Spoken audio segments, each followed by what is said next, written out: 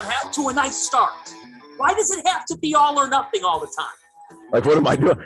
I'm doing it for the show. Field of 68 till I die.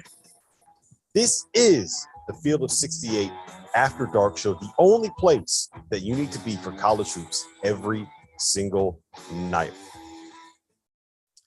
And we are live. Welcome to the Thursday evening edition of the Field of 68 After Dark. My name is Rob Dauster. We are presented by our partners over at Bet River Sportsbook. I'm joined tonight on SiriusXM Channel 84, that is the ESPNU station, and on YouTube by Pittsburgh's own Ashton Gibbs, and a Hall of Famer making his first appearance on After Dark, the legend Mike DeCourcy of Fox Sports.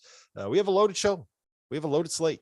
We're going to spend some time talking about the number 1 seed race and whether or not Arizona and Purdue and some of these other teams have a chance to get there.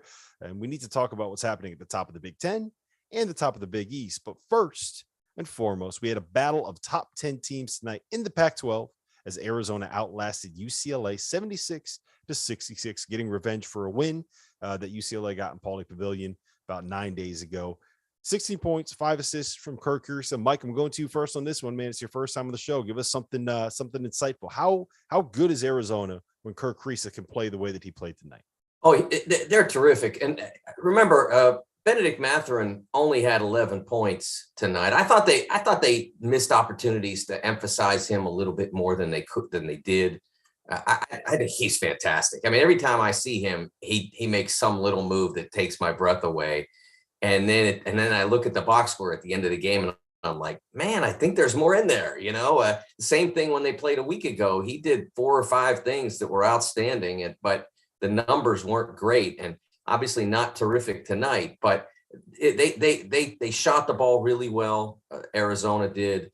I thought UCLA was much too stagnant on offense, way too much individual one-on-one taking on the Arizona defense. And when they abandoned that and they got back in the game, thought that they went to Cody Riley too much down the stretch because he was really struggling with Christian Coloco. And why wouldn't you? I mean, the guy's amazing. Blocking shots, and he's such a good defensive player. And I thought that Juzang was just, I thought he had a chance to really get going, and it never quite happened. Yeah, I thought that what happened down the stretch was it felt like Jaime Jaquez. I mean, he hasn't played in what is it, like 6 or 7 days, right?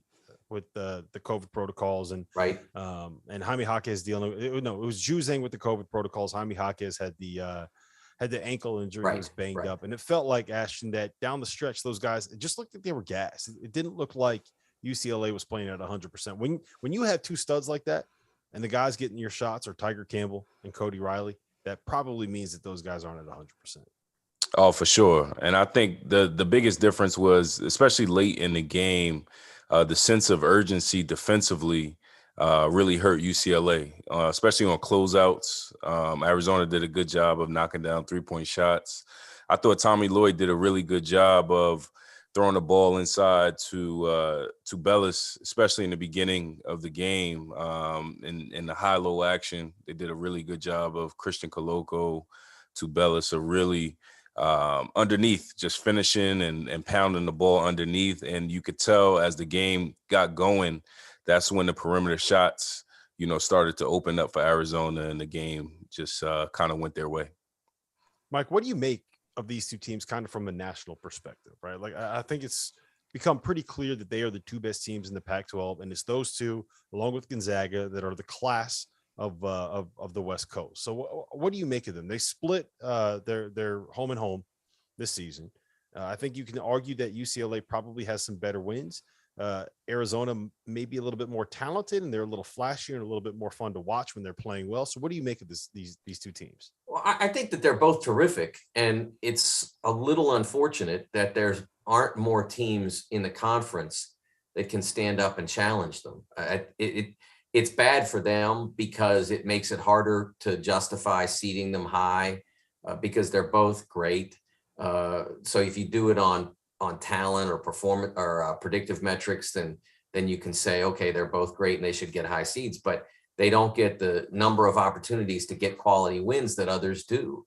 And now they've both faced each other and split. And so obviously that if everything works out and they're able to get all the games scheduled, you each also get 2 games against SC, and that's a very good basketball team and a worthy opponent and a quality opportunity for each of them. But beyond that, I mean, we watched the Stanford game at Pauley last Saturday. Stanford should have put up a better fight than they did. The other teams in the league just don't seem to be able to muster the level of consistency. Oregon is I think an important opponent, an important team for the Pac-12, because now that they have the Southern California sweep, can they add more to that by dominating the other teams in the conference, by maybe getting a win or against the Wildcats or a second time around when they're up in Oregon, the Southern California team. So can they add something to that and maybe get another team into the tournament, and then maybe you beef up the opportunity to gain accomplishment by Arizona, UCLA? Yeah, because I mean that's the big concern with this league right now, right? You're looking at it, and USC, as long as they don't do anything dumb, they're probably going to be able to get in. They just have good enough metrics, and you're going to have a good enough record. But if you want to get more than 3 teams in the tournament, I don't know who it could be other than Oregon for that 4th team. Is anyone else in your mind close to the bubble at this point? No, I got Stanford in the picture prior to the UCLA game. That fell off with their performance. And I don't have anybody else in the picture at this point. I think that one of those teams, Washington State, Washington, I guess Colorado, I mean, one of them would have to go on a tear through February and basically rule. And none of those teams has suggested that they're capable of that. And Oregon, of course, as I said before, they are hanging by a thread, so to speak. On my bracket, I think the last time around we had them in a first 4 game. Maybe the last 2 times around we had them there. But I think we had them after the SoCal sweep. We had them up to a 9, but then they dropped a few. So they really need to have a strong February. They don't need to win every game like some of those other teams, but they need to have a strong February to get away from the danger zone of the first 4. Right. Ashton, I want to ask you about Arizona. What do you think the ceiling is for this group? And what do you think it's going to take for them to be able to land some kind of consistency to get to that ceiling? Well, I think they could be a Final Four team. You talk about top to bottom, they have what it takes. They have a dynamic player in Mathurin. They have a solid point guard in Kirk Kriisa. They have the bigs down low where they can force feed Christian Coloco to Bellis like we saw in the beginning of the UCLA game tonight. Now it's just going to be consistency from the perimeter. I think the better they shoot it, especially from 3, the better they'll be. And you talk about playing at home. You look at that crowd today was unbelievable. And then, I think Kirk Kriisa is going to be the key to their team because he brings energy. Guys feed off of him. He really defends, but when he makes shots, it opens up down low for Coloco, for Tubelis. Those guys can really finish. They can make plays and they can pass out the post as well. So when a guy like him is making shots, the sky's the limit for them. And I think they can definitely get to a Final Four. Yeah, I think Kerr's the X factor, Mike. I kind of teased it a little bit at the open, but when he's playing well, he's not a guy that's ever unconfident. I feel like he's the only guy that can be confident shooting when he's missed 17 straight shots in a row like he did earlier on this season. But when he's playing well and when those shots are going in and when he's able to create off the bounce and make something happen, I feel like he can get a little bit too excitable at times. Like sometimes the moment might be a little bit too big for him because it feels like he just wants it too much at times. But when he is doing what he did, especially in the first half tonight, I thought that he was terrific. And that's why they were able to make that run and get out to that. What were they, 14 in the first half at one point? I feel like you talk about stars, then you talk about X factors or whatever cliche you want to use. I feel like he is the X factor for this group. Yeah, and one of the things that's interesting about his X factor ability is the willingness to shoot from, 28. Not hesitating at all. And that was when the game He took a 28-footer from right in front of the bench. And so, like if the coach doesn't like the shot, he is right there. And he didn't hesitate. And I think the willingness and ability to do that and to make that shot it's a weapon because it stretches the court. It makes you harder to guard when you can go out that far and people have to honor it. All of a sudden, there's so much room inside for someone like Mathurin to hit the lane and to either float it up for a lob or go up himself. So I think that's a real weapon, and I think Mathurin is a tremendous player. I really like him. When I see him, I see worlds of pro potential that is out there for him to reach. But I agree that Kriisa is someone who has a lot of different ways to help that team win. And, that range is where it begins. Yeah. One more thing I want to ask you, Ashton, before we move on to UCLA is I thought Dalen Terry was at times the best player on the floor. He finished, he didn't quite get to a triple-double. He's going to get one before the season is over, but he finished with 10 points, 9 boards, 7 assists, and no turnovers. He is the quintessential. You look up glue guy in the dictionary. He is the glue guy. He brings all of those other pieces on this team together. Oh, definitely. I thought his best attribute tonight was guarding Johnny Juzang. He just did a really good job of keeping him in front. And I think that's what really separated UCLA tonight was Juzang didn't really get off like he should have in past games. So it was due to Terry, being active defensively, really being in gaps, keeping them in front, and then just contesting every shot. That's all you can ask for. And he fills up the stat sheet. He's a motor. He's a glue guy. Like you said, he has an unbelievable motor and he gives them energy, especially when you're at home. You need a guy like that can give you energy, do the dirty work, defend, and you don't have to call a play for him. That's one of his best attributes also. So he's going to be a key piece moving forward for Arizona for sure. Yeah, he knocked out a couple threes tonight that were really big in the second half. All right, Mike, let's talk about UCLA. Are you worried at all about this group, or was this just a situation where maybe they didn't have a couple of their stars at full strength? You go on the road, you play against an elite team, and you get beat. It happens. It's college basketball. Yeah, even if Johnny and Jaime were 100%, you could lose that game. I mean, you're playing a terrific team on the road. That happens. I mean, I wouldn't worry about that at all. I do think that I think they need to keep the offense flowing more. They have so many guys that can get their own shot. And I mean, Johnny can, Jaime can, Jules Bernard, they all can get their own shot. But when they do that, if it doesn't go down, because they haven't moved, because everybody's kind of stationary waiting to get things going, today there were a lot of those kinds of shots that didn't fall. I think UCLA only shot 38% from the field, and then it's 1 and out. Arizona's got 3 6'10" guys there to rebound the ball, and you're not getting it. So when they flowed, when they moved, they were much more difficult to stop. So they have to do that more. They have to save the one-on-one stuff for late clock. And that's a great thing to have. Like you have 4 guys on the floor who can deal with late clock.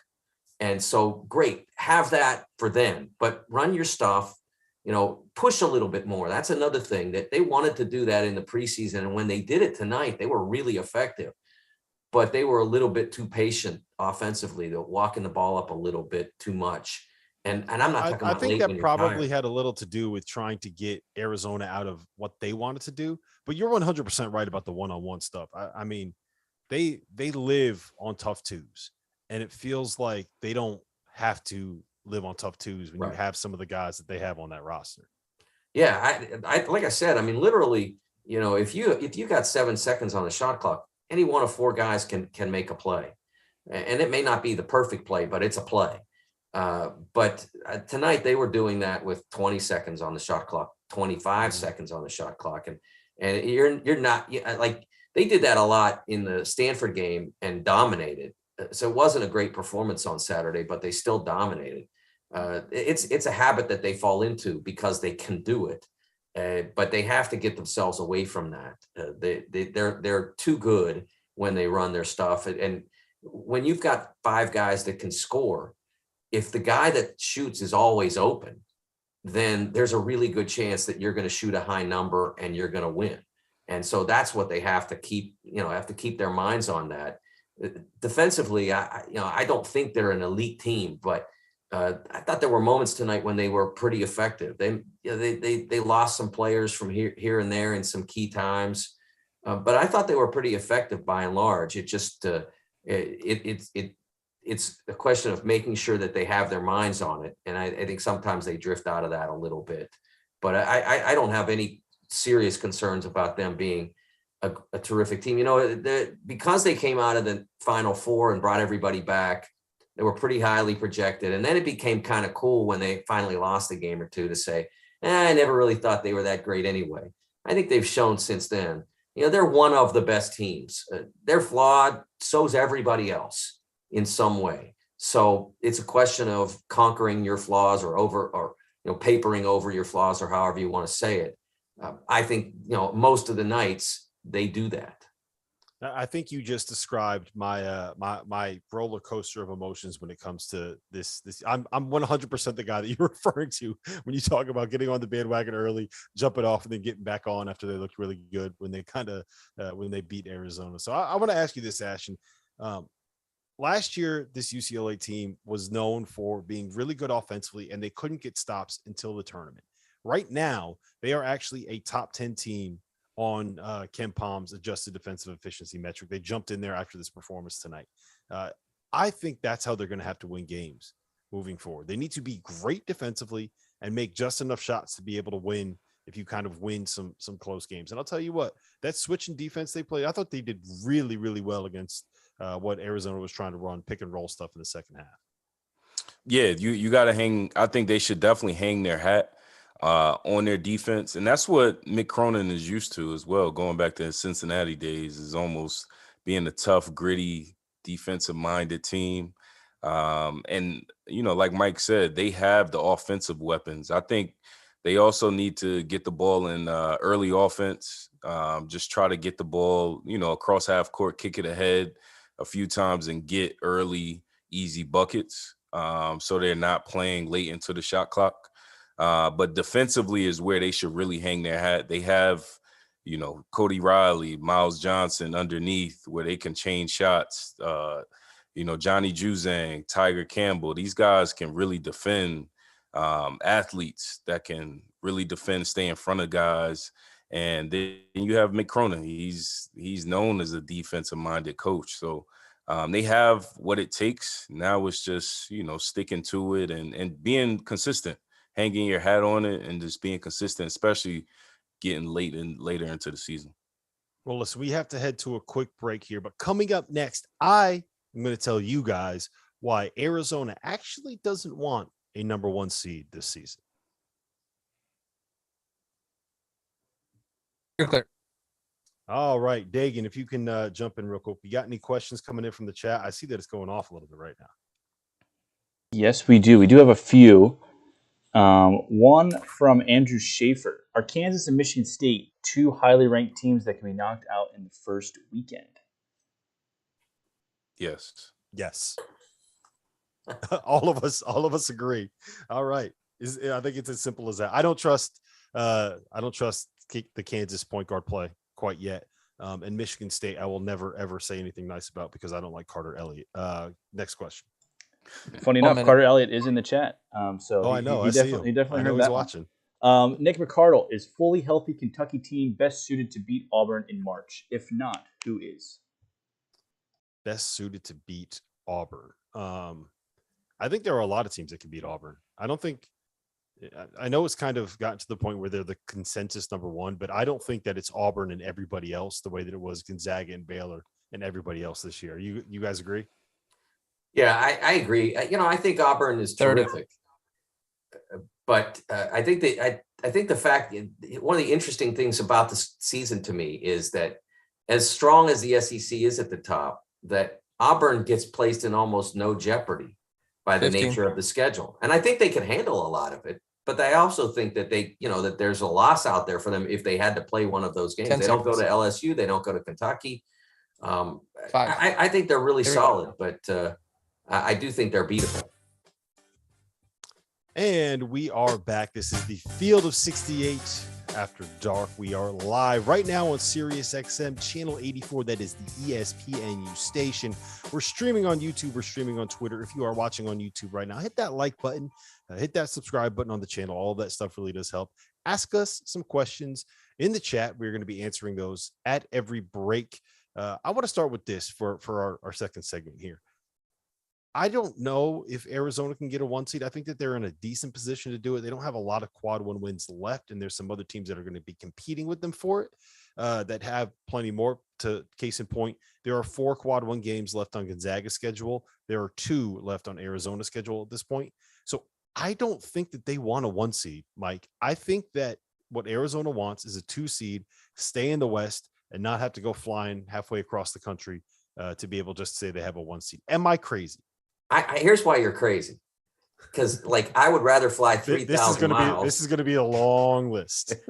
I would rather fly 3,000 miles than have to play Gonzaga in the regional final. It's that simple.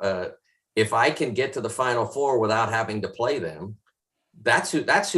Not that Gonzaga is not automatic, but one of my themes this year has been that Chet Holmgren has to go from being a curiosity to being a great player. And I think we're gradually starting to see that. Tonight, he did some amazing things, again, curiosity, but also put up huge numbers. Great player.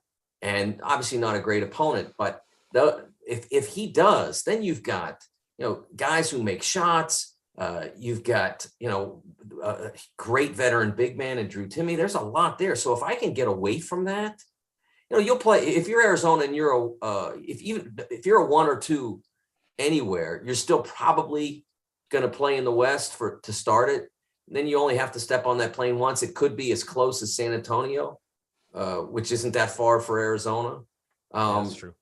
Chicago, they can probably get, I imagine they'll charter, but if they don't have to, at least their fans can get a direct flight from Phoenix to Chicago. So, I think I'd rather be, if I could be a 1 for sure, I'd rather be a 1 anywhere. And if I could be a 2 anywhere, I'd rather be a 2. If I'm Arizona, I'd rather be a 2 in San Antonio.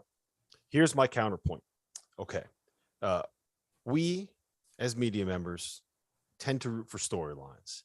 And is there ever going to be a better storyline than an Elite 8 game between Tommy Lloyd and Mark Few with their 2 programs with the Final Four on the line? So I'm trying to speak this into existence. Arizona, they want a 2 seed because I want them to be a 2 seed because I want that game in the Elite 8. That would be a lot of fun. Ashton, I want to ask you this. You've played in tournament games. How much does it matter? Did you ever play in a game that was close to Pittsburgh, and how much does it matter actually being within driving distance or within a short flight? Or Rob, I think you're bringing up a really bad memory for Ashton. I'm just guessing. Yeah, I think it does. I think, the closer you play to your home, the better. You're talking about just seeing your family and friends, having fans there. I think it's something to be said about it, honestly. Just more comfortable in general. Your daily routine doesn't change as much. So I've always been a fan of, playing closer to home, but obviously, we lost to Butler in Washington, DC, 3-4 hours away. And it was, I would say that was it was close enough to Pittsburgh for us to win, especially as a 1 seed. So it could go both ways, but my preference for the most part, just because of a daily routine, it doesn't change as much, even your sleeping schedule. I think it makes a difference from that standpoint. Hand up. I forgot that game happened. I forgot that you were on that roster. So my bad for picking up bad memories. All right. So let's talk a little bit about the potential 1 seeds in the Big Ten, because I think it's going to be fascinating to see who ends up coming out of that conference. Because I don't know, Illinois is in first place in the league right now. A lot of people think that Purdue's probably the best team, Mike. I don't know if someone's going to win that league with fewer than like 5 losses. It just feels like there's too many good teams that are kind of in the way for, especially down the stretch when they backload these schedules at the biggest games. Yeah, I mean, I think that's the problem. The advantage Purdue has is that they're getting better, and their best will be difficult for a lot of the teams in the league to handle. And I think the same is true of Illinois, although I don't know. The trip from here to Illinois' best is a much longer journey than what Purdue has. Illinois played with Andre Curbelo last night, I think, for 11 minutes. He was really good at 7 points. And of course, Kofi Coburn was ridiculous. But that's one of the few times they've been on the floor together. I think it's been like 5 times that they've actually played together. And I'm a big believer that when Curbelo is healthy and sharp, and that has not been the case really at all this year. When he's healthy and sharp, he is as good at attacking a defense, setting up a teammate, getting his own shot as any point guard in the country. And so does he get there? I mean, he missed so much time, and they missed so much time with him. It's really remarkable that they're 9-2 in the league when they haven't been whole nearly at all. But if they get there and quickly and they can do damage in the league, maybe they can climb up toward the top of the line. I think it's going to be hard for them to get all the way to a 1 seed with the number of losses they took early, some of the nature of the losses they took early, a 20-pointer to Cincinnati, for instance. It may be hard for them to get all the way up there because even if they get to be great, they're going to drop some games in this league. There are too many really good teams that they have to face. Yeah, the loss to Cincinnati, the thing that kind of locks it in is that I believe that they were at full strength. No, it looks like they didn't have Curbelo in that game. Oh, no, they did. So they were at full strength in that game. They didn't have Kofi for the Marquette loss. They didn't have Kofi for the Maryland loss. But I will say this, they do have some good games and some tough wins down the stretch. And the thing about the Big Ten is it feels like every single game that they're going to end up playing would qualify as a quad 1 win. I do think, my counterpoint would be, I don't think that they'll climb their way up to the 1 seed line. I do think that they're going to be the most dangerous team in March because they have the longest way to go from what they are now to get to their ceiling. So that tells me their ceiling's pretty high when they're sitting here, Ashton, 9-2 in the Big Ten, all alone in first place in a league that's as deep as that conference is. Oh, for sure. And you talk about Kofi being a man amongst boys almost, and then they can really shoot it. Alfonso Plummer, Trent Frazier, and then when Corbelo's on top of his game, he's one of the best playmakers in the Big Ten, if not the country. So they have what it takes to get to a Final Four, honestly, to be one of the better teams in the country. And like you said, Rob, they're definitely a scary team to see in March, just because of the inside-out game. They can really shoot it, but late shot clock, especially when you get into March, you need a guard that can create plays not only for himself but for others, get into the lane. And I think that's what Curbelo does. We're coming up on a break here soon, Mike, but I do want to ask you about Wisconsin really quick, because they're sitting, I believe they are in now 3rd place in the Big Ten standings. They are 29th on KenPom. They are 21st on the net right now. But they have one of the strongest profiles, I think, that you can find for teams in terms of wins and losses, right? They have 7 quad 1 wins. They beat Houston on a neutral. They won at Purdue, and they don't have a loss to any team that is outside the top 30. I'm doing air quotes here. Their worst loss is a home loss to Providence that happened way back in November in the ACC Big Ten Challenge that came without Johnny Davis. So how do you go about seeding a team like this? Yeah, it's really a challenge. And I had them as a 1 in my Tuesday bracket and took a lot of heat for it because, first of all, you get the people who are keyed in on the AP poll. And I try to explain patiently that that's not a factor at all. It's not even in the room, basically. But those who are keyed into KenPom and et cetera, and from a metric standpoint, those metrics, the predictive metrics, Wisconsin scores very, very poorly relative to their accomplishment. And so when I put them as a 1, I took a lot of heat from those people. But those aren't the only metrics that matter, and maybe not the ones that matter most. The strength of record metric, KPI from Kevin Pauga, those two that are more oriented toward your accomplishment. Who have you beaten, and where did you beat them?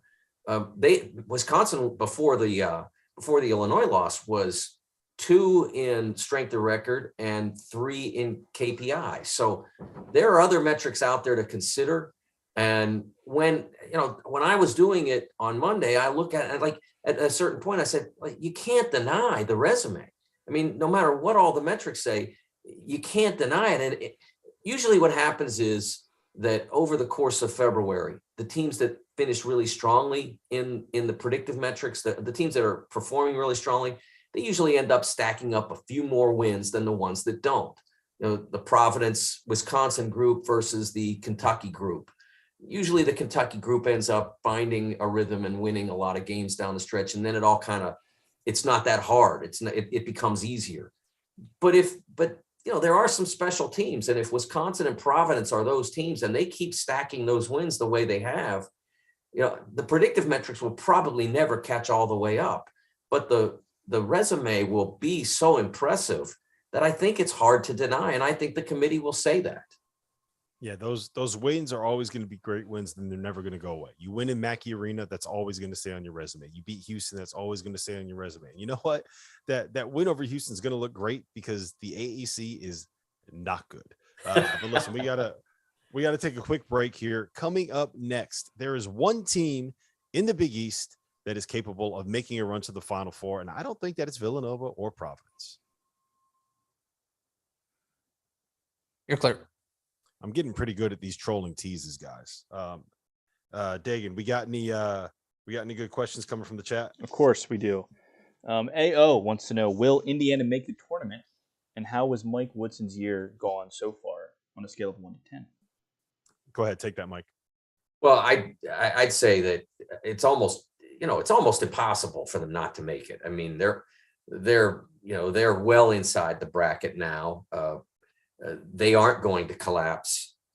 Even if they finish poorly, they'll still get in late in the bracket. So I don't think there's any question. Well, keep going. We got 1 minute. I was going to say, from a standpoint of how his year's gone, I'd say it's probably a 8.8, maybe.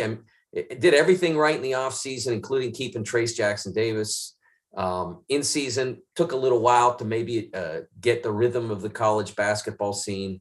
But over the last 6 weeks or so, I don't think he's done much wrong. I think he's doing a really nice job. Yeah, I got one for you, Ashton.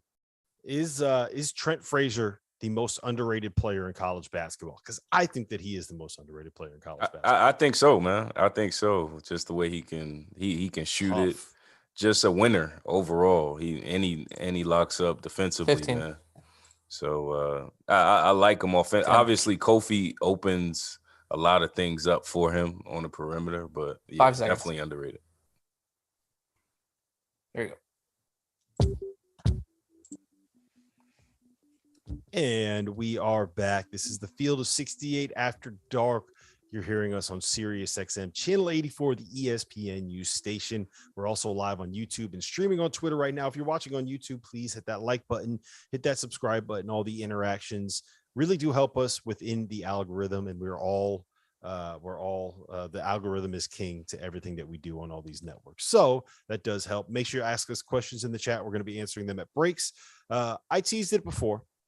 I think Marquette is the team that has the best chance to make a run in March out of the Big East. Ashton, they just beat up on Villanova. They've swept Villanova. They are probably the hottest team in college basketball. I know that Providence picked them off at home. I think I might have been more impressed that Marquette was able to hang with the team as good as Providence in their own building. So what do you make of that? Are they the team best suited from the Big East to make a deep run in March? As of now, yes. I loved Villanova for a while, and I thought their outing against the Wildcats was unbelievable. I think Shaka Smart has done a great job with their culture early on. Tyler Kolek, a lot of people haven't a lot of people didn't like him, going from George Mason to the Big East, making a big jump like that. He's doing a really good job at point guard for them, making big shots, but being under control. And then you talk about Darryl Morcell and Justin Lewis. These are two of the top players in the Big East. I think Justin Lewis has to be, number one right now in the Big East Player of the Year. If you're talking about rankings right now, and then they defend. I think they really do a good job of defending, keeping guys in front of them, contesting shots, and they never get rattled. I think that's one of their biggest traits. They don't get rattled. As other teams go on runs, you rarely see guys getting rattled, and they don't get phased out. And I think that's a testament to Shaka Smart's coaching and just building that culture within. And they're playing their best right now. I think the best is yet to come for these guys for sure. You know what I love about them, Mike? I love that they went out and they got the Big Ten Defensive Player of the Year to transfer into their program, and they turned him into a guy that can go out and get you 20 on any given night when you need it. When they made their run late against Villanova last night, it was because they just gave the ball to Darryl Morcell and just said, go get a bucket, and he did it like 4 or 5 times in a row. Yeah, it's interesting. I had this question posed to me by someone today on some radio show I did or something, and that was the exact team I picked. I totally agree with you. If there's a Final Four team in the Big East, I believe it's Marquette. I love Kolek. I think he's terrific. And I There's think something about lefties. Lefties just feels like they're so much more fun to watch. I don't know what it is. Lefty basketball players, lefty hitters. It's just something about him. He has such terrific vision and has such great instincts for how to run an offense. Done an amazing job. And I agree that, Morcell was a really mentally tough player at Maryland. And as an analyst for the Big Ten Network, I saw a ton of him and analyzed, halftime, post game, a lot of his games. And he always was a warrior, a guy that they could count on. And so him being at Marquette was a huge addition. Yeah, I talked to them early in the year about how do you transpose a leader into a program that where he's brand new. Well, the advantage that Marquette has in that is that everybody's new. Head coach is new, point guard's new. Justin Lewis is like the only guy that's been there just about. And so he's been able to do that because of that. And as a matter of fact, he and Justin go way back, and Justin's kind of always looked up to him. So the chemistry of that group for a team that's been together a very short time is tremendous. They're both Baltimore guys, right? Yes. Is that the connection? Yeah, they played for Team Mello, and so they knew each other from that. Those Baltimore guys are always tough, so it's good to see. I want to ask both you guys this question. Ashton, why don't you take it first? How worried are you about Villanova right now? Believe it or not, I'm not that worried. And the reason why, they stick with their guns. They have an identity.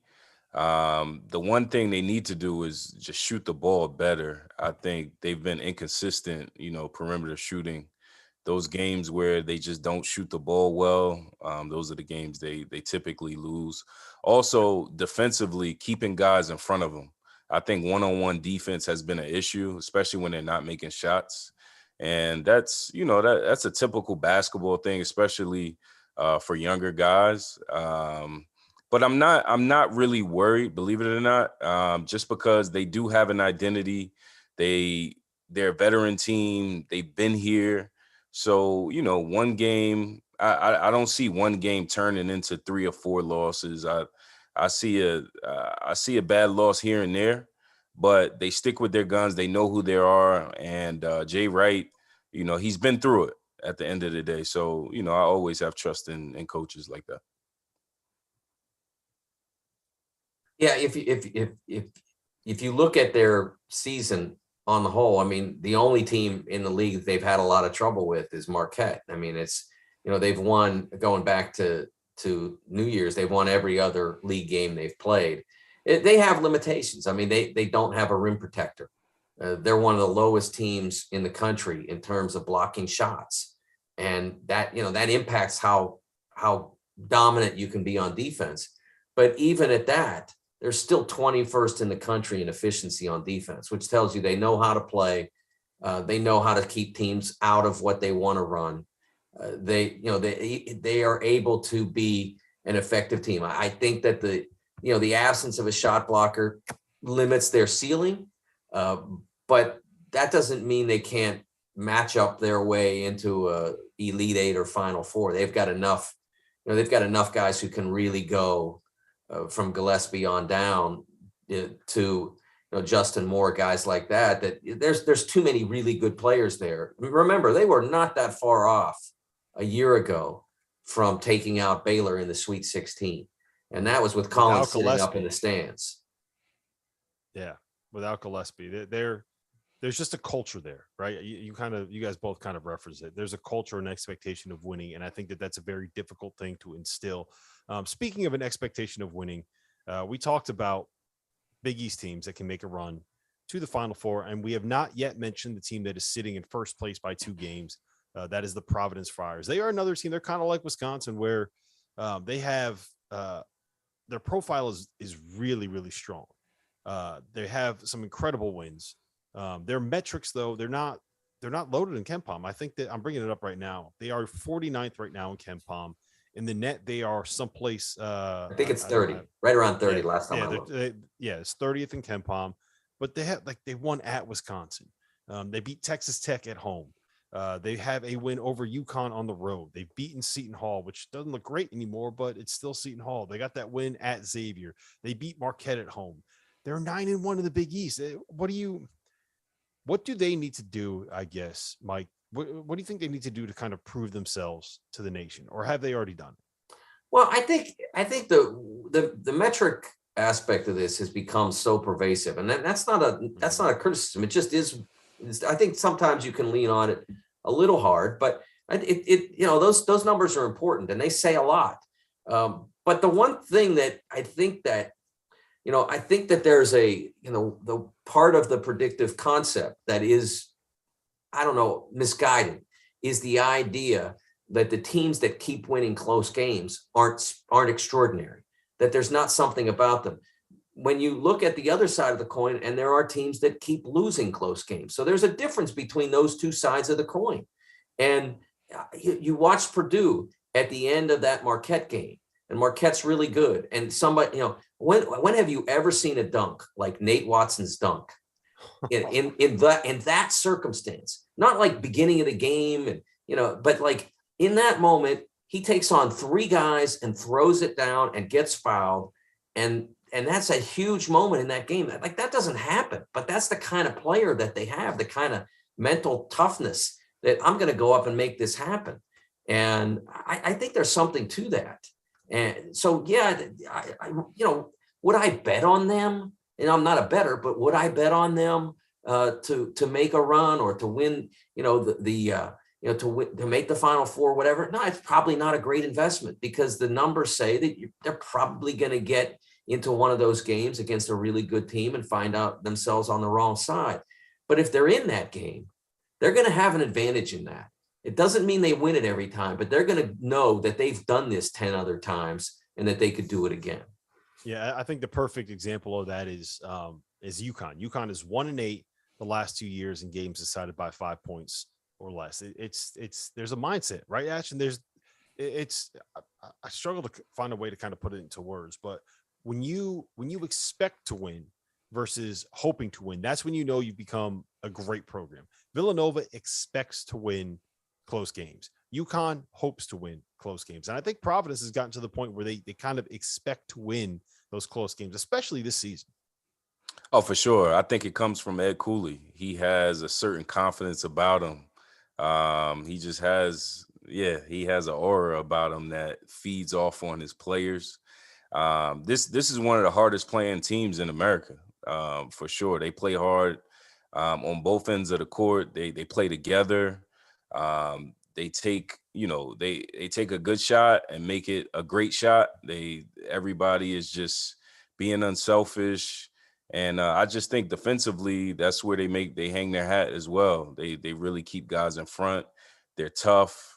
They're not afraid of anybody. And then, like you said, Rob, they expect to win. I think that's what Marquette is doing right now.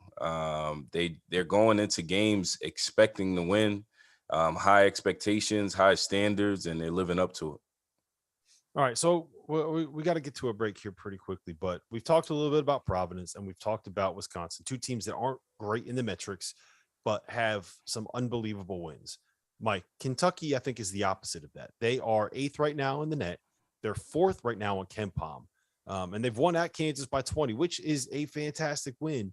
But they're also 4-4 against quad one opponents. And it seems like for most of the brackets that I've looked at, including our bracket over at Fielding the 68, our bracketology show, which will be streaming tomorrow at 6 p.m. right here on this YouTube channel. We have them seated above the teams that have those better wins. And I get the feeling that you might disagree with that. Well, I don't think at this point that they should be seated ahead of either Wisconsin or Providence. Ahead of some teams that have better wins or slightly or better quad one records, for instance, they're ahead of some of them. I probably had Kentucky 2 lines ahead of where they should be, so to speak, based on their accomplishments for most of the last 2-3 weeks. But at some point, you have to go out there on the floor and prove it if you're going to be seated. When you say top. You had them 2 lines above where they were, how much of that is like an expectation that, okay, look, we've seen what they are. They're going to get better. This resume is going to end up looking better. I need to have them higher than they are. I think this, to extent it might be considered to be metric. I mean, because they like blew out Carolina. They just get a win over a team that's an 8-9 type seed. They just dominated it. So those kinds of things have fed into why I've had them up there 2 lines ahead. And also because to an extent, when they went to LSU, they lost Xavier Wheeler early in the game. When they went to Auburn, same thing happened. So there's also that feeling that, those games might have gone a little differently. I don't usually pay that much attention to injury because everybody's had some injury somewhere or some COVID absence or whatever. So it's hard to keep. Yeah, I know the committee is aware of all of them, but you can't factor them all in. So, but I think that probably played into it just a little bit because it sort of feeds again into the whole metrics, margin of victory, obvious power and obvious potential that they have. All right, we gotta jump to a break here, but coming up next, we're going to talk about the Mountain West. Jeff Goodman said he did not want us to talk Mountain West. I'm the boss here, not Jeff Goodman. You're clear. All right, Dagan, give us some questions, man. I have a bone to pick. I think I was the one that wanted to talk Mountain West hoops. Oh, you did. It's a team effort. It's a team effort. All right, I'll give it a team effort. That's fine. All right, let me go back and find some. I had a good one, but I lost it. What does Villanova need to do to improve throughout the rest of the season? They need to add that guy. They don't have that guy. And if you don't know what that guy means, I'm talking a Jabari Smith. I'm talking a Johnny Davis. I'm talking a Jaden Ivey. They don't have that guy. They have a bunch of guys that would be the perfect complementary piece if you had that guy. They don't have a Jalen Brunson. They don't have a Mikal Bridges. They don't have Josh Hart. To me, that's just what they just don't have. I don't want to say they don't have an alpha, but they don't have someone that can go out and beat somebody all by themselves. And I think you need that in March. They also need a shot blocker badly. They need somebody just changing shots around the rim. Yep. Dagan, what else you got? 30 seconds. Quick one, Mike. This one's for you. Will Notre Dame make the tournament? Yeah, I think they will. I think the quality of their quality of their wins is already there, and I think they're starting to get better and better. And that's a team that believes when they 15. Go on the floor. And maybe it's because they look out in the ACC and say we ought to be able to beat those 10. guys. Yep, I think they get into. Someone's got to get 5 seconds. It's the field of 68 for a reason. There you go.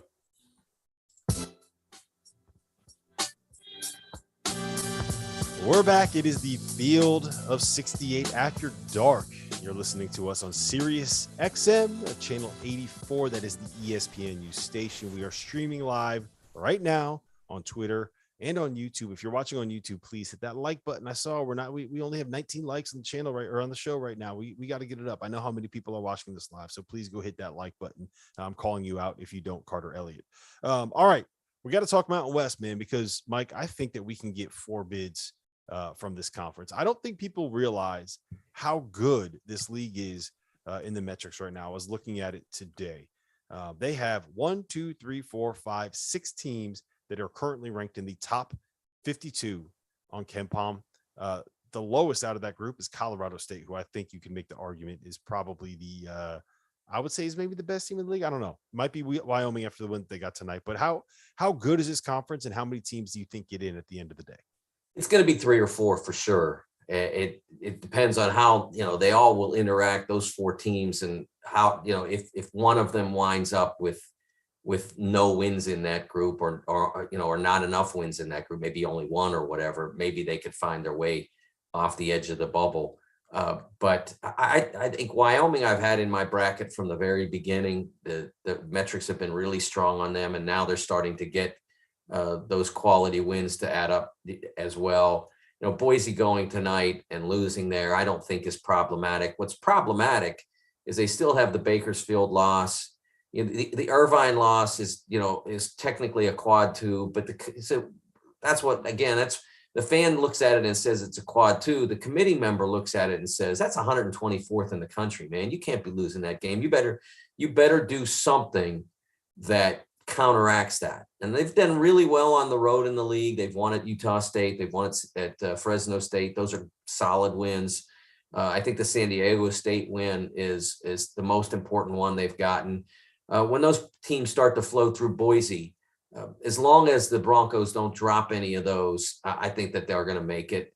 San Diego State is another team that I thought they were going to make it easily, and they hit a rough patch in the last couple of weeks. So they're probably, of all the teams in the league right now, they're the ones that probably have to do the most work to make it a 4-bid league. Yeah, at least they don't have any horrible losses, right? Like their worst one is at Utah State, and that's going to look great in the computer numbers just because, like I said, the league has really strong computer metrics. Colorado State's the one that I'm kind of worried about whether or not they can actually get in, because they don't have that many great wins. They've beaten Creighton on a neutral. They have the win over St. Mary's at home. They beat Utah State at home, but they've also got a loss to UNLV in their own building, which is not going to look good. The good news for them, they have 6 of their final 9 games are going to be against top 50 opponents.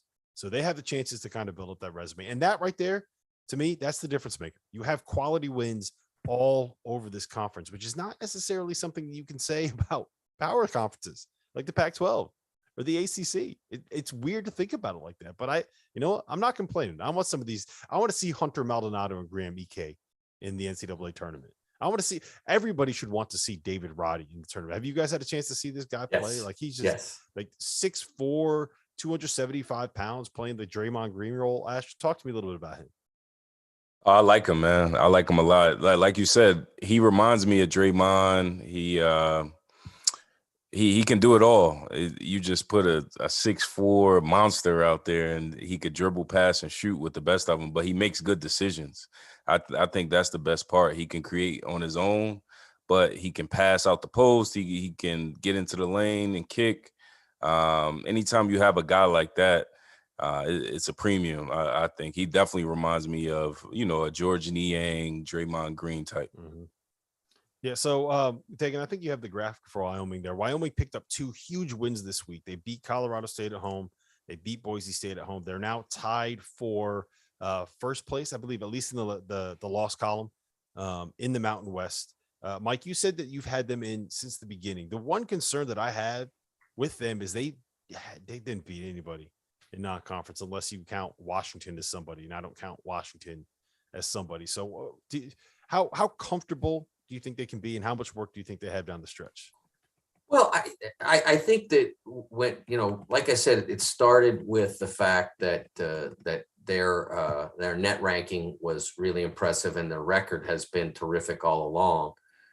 And so then you look at, what's left. They got Boise. Their next 4 games are all must-win games. I don't think you can lose Utah State, San Jose, New Mexico, and Air Force. And so if you get through those, by the end you're 21-3, and then it down the stretch, you still don't have much. So you're going to have to just make it based on sheer force of numbers, which means, maybe you can afford to lose the Colorado State game. Maybe you can't because you need the quality.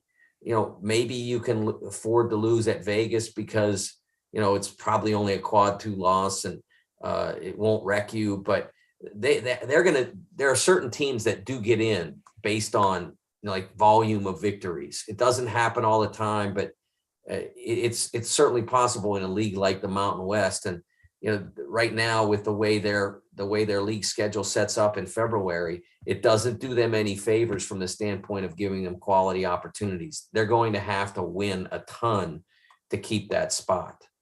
Yeah, the one good thing that I would say is that it's a little different than Murray State from a couple of years ago, which is probably the best example of stacking up a lot of wins but not getting a lot of quality wins. At least you got top 50 and top 100 teams in that league. If you could say that you go 16-2 in the Mountain West, that means something this year. I want to ask you guys real quick about Florida State and North Carolina, because I do think that they're both kind of in an interesting spot.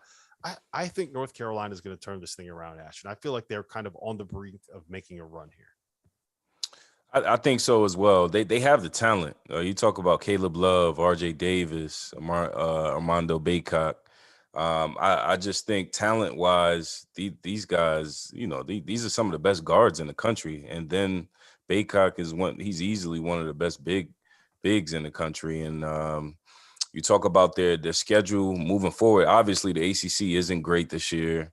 And your talent level is there, and then the winning pedigree is still UNC. So anytime you have, talent like that, guys just need to come together and, play well, especially getting late into the season. I think they'll definitely make a run here. Yeah. Mike, you got about a minute here. North Carolina is 16-6 on the season. They're ranked 35th in the net. They don't have a single loss outside of the quad 1 level, but they are 0-6 against quad 1 opponents, with a 30-point loss to Kentucky, a 17-point loss to Tennessee, and they were embarrassed at Wake Forest, at Miami. What do you make of this team? They kind of have to beat Duke on Saturday, don't they? I think that's really important. Who would have ever imagined sitting here before the first Saturday in February and saying North Carolina has 2 opportunities the entire rest of the regular season to play not just a team that's quad 1 or this or that, but that's in the field, my field. You could take Jerry's or Joe's or whoever, but I don't think you're going to find that anybody else has any different there. 2 games, and they're both against Duke, and one of them's at home. I think that would be very helpful to get that one. They also have a quad 1 opportunity at Clemson following the Duke game. But after that, it gets pretty lean. They go to Virginia Tech. It's another quad 1 possibility, but not much that's going to turn anybody's head. So a win over Duke would really be helpful to them. I think it would calm a lot of concerns about where Carolina is. Yeah, I agree. I think that they're going to go in there. They're going to get that win. They're going to play hard, and they're going to execute the same way that we executed on the show tonight. This has been this has been the Field of 68 After Dark on Sirius XM. Make sure you head over to YouTube and watch us. We have the afters going on right now. So for Ashton Gibbs, for Mike DeCourcy, my name is Rob Dauster. Thanks for being here. And clear. All right. That was relatively painless, guys. All right. We got about 10 minutes here, maybe 12 if we could get Dagan to extend it a little bit for the afters, which means it's White Claw time, baby. Dagan, hit us with some questions. All right. Let's look through here. Which team plays the hardest? Texas Tech, Auburn, Marquette, or Providence? I say Providence. Tech. Texas Tech. That's 2 votes for Texas Tech. Yeah, I think Texas, like all those other teams play hard, and they also have a little bit of talent. Like I feel like Texas Tech just has a bunch of athletes that are supposed to be playing football, but found their way to playing with a round ball instead of playing with the what shape is a football? What do you call that? Oblong, oblong? I think. Yeah. Oblong? I think that's the word. We can't ask Ashton that one. Ashton has no idea. I have no clue. I think it's Texas Tech. That's just me.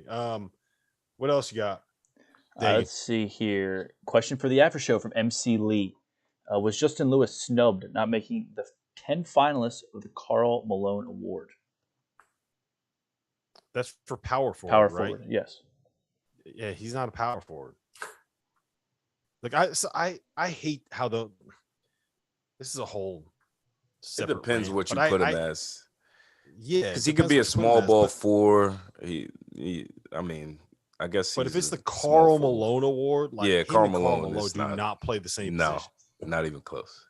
which is the problem with like giving modern basketball does not have the 5 positions that those awards are labeled as. That's my biggest quibble with those awards is that they're listed as something that is from probably 20 years ago. You know what I mean? Yeah. Like the Justin Lewis does not fit perfectly into any one of those categories. But if you don't think he's he would have to be like top 50 player in college Top basketball. 50 player, yeah. Yeah. I mean, you said it, Ashton. He might be the player of the year in the Big East. No disrespect to Adama Sanogo, who some of us still think has a shot at winning that award. But yeah, I could go on a Mike DeCourcy-esque rant about the problems with using those definitive lineup categories. Let me ask you guys this then. Who would your national player of the year be right now? Ooh. This is tough. I'm putting you on the spot. You know it's a hard question, but you've been asked that before, haven't you? It's really hard because like we did our midseason All-America team, I think 10 days ago. It was before Kentucky played Auburn, and Oscar Tshiebwe was on our first All-America team. And by the end of the Auburn game, I'm like, there's no way Oscar's making my first All-America team. How can you guard screens that badly and be a first-team All-America? And then he comes back and he starts tearing everybody's heads off again, getting rebound. So that's what makes it hard. There are probably 9 to 10 really good candidates this year, and no one that stands out. And every time somebody has a great game, I mean, last night it was Kofi Coburn, and so he's the player of the year. And after Ochai had his back-to-backers with 30 plus, it was him, and I was getting yelled at by Kansas fans for not having him on our first team. So it's always somebody different depending on who had a great game lately. But it shows that, like I don't have any doubt there's 9 or 10 guys that still at this point could be player of the year. Yeah, Ashton, who's your say favorite right now? Do you have a favorite? I would say Ochai, if I had to choose one. But like Mike said, it can go day by day, week by week. Obviously, if Purdue is a little better, won a few more games, then I would, Jaden Ivey will be up there. Johnny Davis will be up there, depending on their record. I think that's big as well. Talk about team records as well, because there are a lot of guys that are deserving of it, but how are they actually winning at a high clip? Yeah, my only quibble with putting Oscar Tshiebwe all the way in that conversation is I think at heart he's kind of like he's a role player, right? Like he does a job. You're not winning a game specifically because you have Oscar Tshiebwe out there. You're winning a game because of what Oscar Tshiebwe does in combination with everybody that he has with him. Whereas when you have someone like I always call him Jordan Davis, where you have like a Johnny Davis who can go take a game over and win it by himself, like he did at Mackey Arena. To me, those are the guys. Like at the end of the day, the way that I think about it is if I'm picking someone for the first pick of a team, right? If I'm starting a college basketball team and I need to make the first pick, it's not going to be Oscar Tshiebwe. It's probably going to end up being Johnny Davis or maybe Kofi Coburn or maybe somebody else, depending on whoever went off recently. That's my only quibble with having Oscar Tshiebwe as the player of the year. Totally makes sense. Dagan, what else you got for us? So you were just talking about Johnny Davis. So what is Wisconsin's ceiling? Can they make it to the Sweet 16? Yeah, you guys know my take on this. What do you guys think? I think that they are good enough to beat most teams. The firepower thing, if they play particular teams, it's going to be hard for them to make enough buckets to beat the Zags or Baylor or somebody that can really score. But they're consistent. Obviously, for them to make a run to the Final Four, Johnny Davis has to be. Like, teams are guarding him a lot harder, and he's struggling to be efficient. They're playing around it really well. Davison's making buckets, Wall's making buckets, so they're still winning games. But for them to win 4 in the NCAA tournament, Davis can't have those days. He can't go 5 of 20. And I'm not blaming on it. I'm just saying you can't do that at that level and expect to advance. Yeah. You have to find a way. He's got to be Kemba. I was literally going to say that. He almost has to be in a Kemba Walker role if they want to make it to an Elite Eight, Final Four. I love Brad Davison and, you know, their role guys, but for them to really make that jump, yeah, he has to be a superstar, top 5 draft pick type of guy every single game. Can't have a drop off. So. Yeah. So my take is that if there's one guy in college basketball this year that can go on that kind of run where he just throws the team on his back, gets 30 every night, like what Steph did in 2008 that they came with it, like one shot away from the Final Four, or like what Kemba or Shabazz Napier did. I think Johnny Davis is that guy. Now, I don't think I'd bet on it, but I do think that he's capable of putting together that kind of a run. Mostly because, I mean, if you could win in Mackey Arena, you could pretty much beat anybody in college basketball this year. I think. I agree. Dagan, what else? What else we got? We'll do one more, then we'll get to 3 cheers. Is Baylor? Oh, I lost it. Hold on. Is Baylor healthy in the running to repeat? Mike, you want to take that one first? I couldn't hear the second part of the question. Say it one more time. Is Baylor healthy in the running to repeat? Well, they didn't win it last year, so they can't repeat. Baylor? But I'm sorry, I thought you said Gonzaga. My bad. No, Baylor. Yeah, I think they are. I think they have the ability. One of the things that strikes me is that when they won, I think they will open the season with 14 in a row, and there were some really good wins in there. Matthew Meyer was not playing well at all, and you're starting to see him stir a little bit. He's had a couple of really good games lately, and I think if he starts to play more consistently the way he's capable of playing, that gives them a lot of weapons, and they still have the really physically powerful front court defense, the offensive rebounding, all of that. So yeah, I think that when they're whole, they're absolutely good enough to win it. I agree 100%. I love James Akinjo as a point guard. Like, he can score it, makes plays, fearless, not scared of anybody. Tough as hell. Tough. So I really like their squad. Yeah, just to kind of the healthy point to drive that home. James Akinjo has missed 2 games in the last couple of weeks, but they weren't back to back. Like, he's dealing with an ankle injury. Adam Flagler is dealing. I think he also has an ankle injury, and then LJ Cryer has a foot that's banged up. All 3 of those guys, they're 3 great guards, are all dealing with some kind of bad way. I can't remember specifically who's dealing with what, but if all 3 of them get healthy, that they're elite. They're a top 3 team in college basketball. Remember, in one way, they are like on the exact same timeline as a year ago, because they beat everybody's brains out for 2 months, and then they went on a COVID pause for a week and a half, 2 weeks, and then they came back and gradually cranked it up to being the best team in the country. So I think, tell me if I'm crazy here, Mike. I think that if they don't have their COVID pause, they probably go undefeated last year. At minimum, they are the team that we all are saying are the best team in college basketball. Like, I think that narrative really picks up steam if they don't have those 3 weeks in February where they don't play.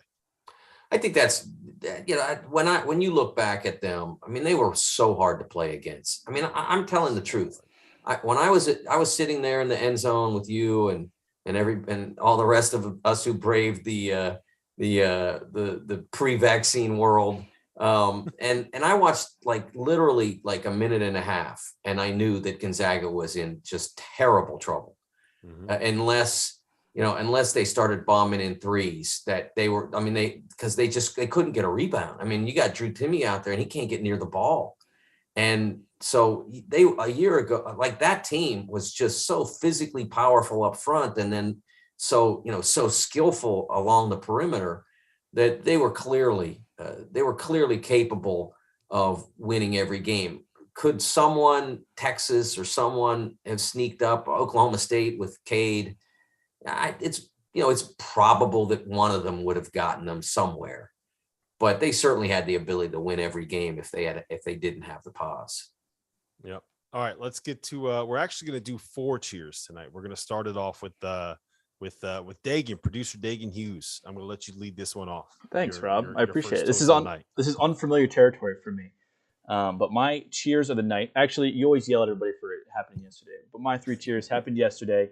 I want to give a shout out to my little brother, Ryan Hughes, scored his 1,000th point yesterday for Sinus College. So I want to give him a shout out here on After Dark After. So congrats to you, Ryan. Cheers to Ryan Hughes. Cheers, Ryan.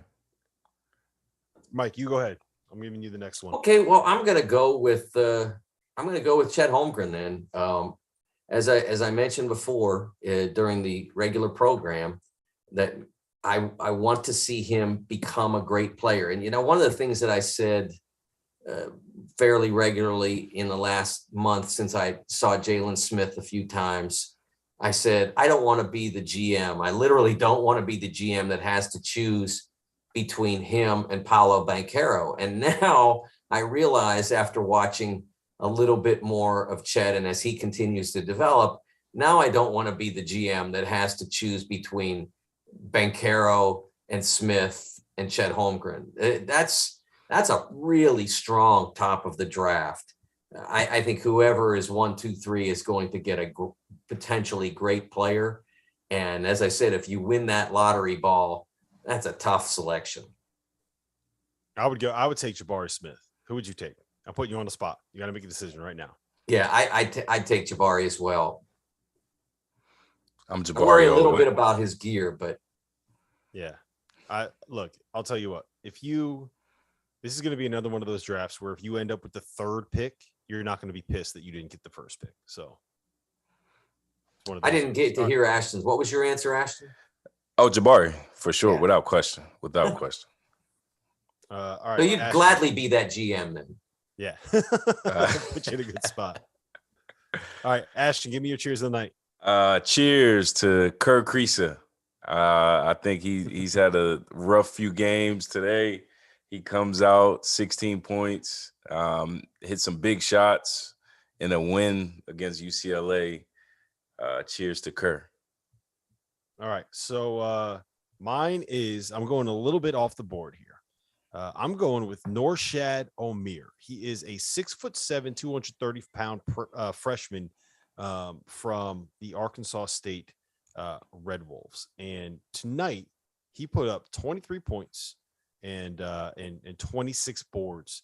They lost to Louisiana Monroe. Louisiana Monroe is how you got to say it. But he's averaging 17 and 11 with 2 blocks and 1.4 steals this year. One of the best mid-major players that nobody is talking about. So I wanted to give him a little bit of shout out. 23 points and 26 boards. Who does that? Nobody does that. That's ridiculous. That's insane. So to Norshad Omier, to Kerr Kriisa, to Mike, who did you say? Oh, to Chet Holmgren, to Ryan Hughes, baby. This has been the Field of 68 After Dark.